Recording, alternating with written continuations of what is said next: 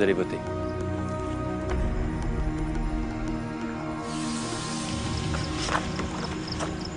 Thierry, toujours pour essayer de sauver la tête de Namadia. Thierry!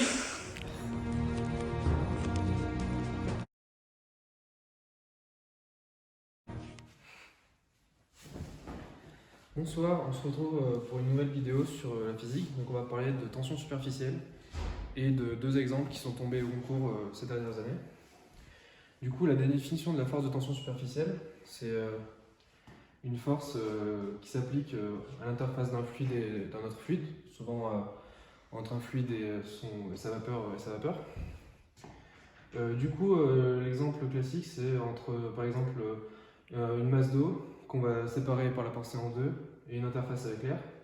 La force que la partie 1 applique sur la partie 2 est une force attractive, du coup.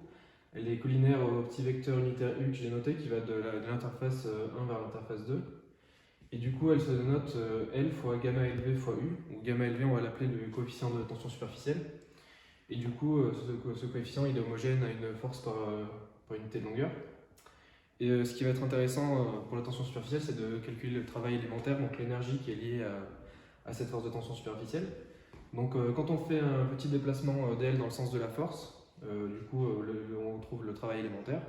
Et du coup, on retrouve une longueur fois une autre longueur élémentaire. Et du coup, on trouve une surface élémentaire. Du coup, le travail élémentaire lié à la force de tension superficielle, c'est le coefficient de tension superficielle fois la surface. Ensuite, on va pouvoir définir la loi de Laplace. Donc, le cas classique, c'est pour la goutte, donc une sphère de rayon R de fluide qui est entourée de la vapeur conjuguée du coup, ou d'un gaz quelconque. Du coup, le liquide à l'intérieur est de la pression PI et le gaz à l'extérieur à la pression PE. En calculant le travail élémentaire des forces qui s'appliquent sur cette goutte, du coup les forces de pression, on va pouvoir, et en les égalisant avec le travail des forces de tension superficielle, on va pouvoir trouver une relation intéressante. Du coup, le travail des forces de pression, c'est PI fois S fois DR et moins PE fois S fois DR, parce que les forces de pression intérieures sont collinaires à UR dans le sens de l'extérieur, et celles de l'extérieur sont collinaires à UR vers l'intérieur. Du coup, on a ces signes-là. Et au final, en égalisant avec le travail élémentaire de la force de tension superficielle, comme la surface de la sphère c'est S égale 4 pi r carré, ds c'est 8 pi r, et du coup, enfin 8 pi r dr. Et du coup, on a l'égalité entre pi moins pe fois 4 pi r carré dr et gamma 8 pi r dr. Et du coup, on retrouve la loi de Laplace, qui est pi moins pe, c'est 2 gamma élevé r. Et du coup, on va pouvoir appliquer la loi de Laplace dans deux cas intéressants qui ont été montrés à Physique 2 centrale en PC l'année dernière. Du coup, pour le cas d'une bulle, du coup c'est très simple, il suffit d'appliquer deux fois la loi de Laplace à chaque interface. Du coup, on a la pression interne de la bulle, la pression dans le fluide qui constitue la bulle et la pression à l'extérieur. Et du coup, en appliquant deux fois la loi de Laplace, une fois à la première interface entre l'intérieur de la bulle et le fluide qui la constitue, et une fois entre le fluide qui la constitue et l'extérieur, et en faisant la somme, on trouve bien que PI moins PE, donc la pression à l'intérieur de la bulle moins la pression à l'extérieur de la bulle, c'est 4 gamma sur R.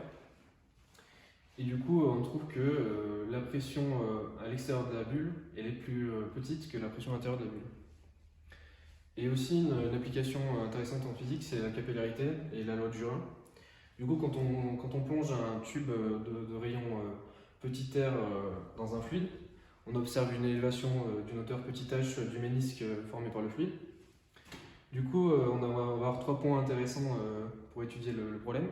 On a le point A qui est situé dans le creux du ménisque au point le plus bas, juste à l'extérieur. Le point B qui est sous le creux du ménisque à l'intérieur du fluide.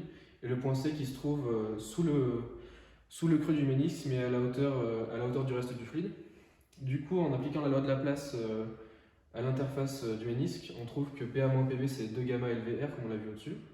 Et en appliquant la statique des fluides au point C, on trouve que la pression en C c'est la pression en B plus mu GH, sauf que la pression en C c'est la pression en A qui vaut aussi P0. Du coup, quand on identifie la valeur de la pression en A qui est la pression atmosphérique dans ce cas, et ben on trouve que PB plus 2 gamma sur R c'est PB plus mu GH.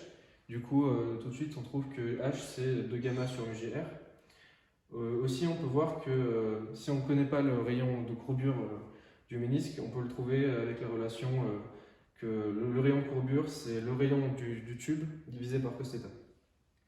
Et du coup, c'est cette relation qui forme la loi de Jurien. Du coup, maintenant, on va passer à une application qu'on peut trouver dès le début du sujet physique A à l'IS en 2017. Du coup, la variation d'énergie lors de la coalescence de deux gouttes. Du coup, on part de deux gouttes de rayon R qui sont sphériques, qui vont fusionner en quelque sorte pour former une autre goutte de rayon R'.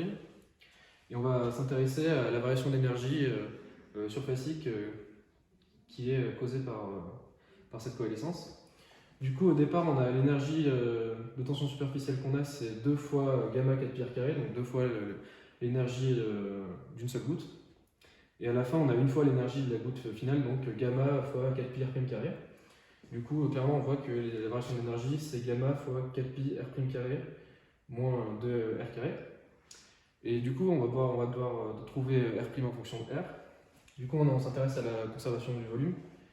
Du coup, on a 8 tiers de pi r au cube, c'est le volume total des deux gouttes. C'est égal à 4 tiers de pi fois r' au cube. Et du coup, on trouve que r' c'est 2 puissance 1 tiers fois r. Et que donc la variation d'énergie, c'est 4 pi fois gamma fois 2 puissance 2 tiers r carré moins 2 r carré. En factorisant par r carré, on trouve que c'est 4 pi r carré gamma fois 2 puissance 2 tiers moins 2. Du coup, c'est une relation d'énergie qui est négative, elle a le bon goût d'être négative. Et du coup, si on considère qu'il n'y a pas de perte d'énergie sur le système formé par les gouttes, on va pouvoir se demander ce qui se produit si toute cette énergie elle est convertie en énergie cinétique. Donc la masse de la goutte, c'est son volume fois sa masse volumique. Sauf que du coup, la relation c'est un demi de mv carré. On a 2 fois cette masse vu qu'on a 2 gouttes au départ. Du coup, on trouve juste que c'est la masse d'une goutte, d'une des premières gouttes, fois la vitesse au carré qu'on aurait suite à cette coalescence, et qui vaut du coup cette variation d'énergie dans le sens positif, on inverse le signe. C'est pour ça qu'on passe de 2 puissance 2 tiers moins 2 à 2 moins 2 puissance 2 tiers. Et du coup, on peut égaliser que 4 tiers de pi r cube fois rho v0 carré, c'est 4 pi r carré gamma fois 2 moins 2 puissance 2 tiers.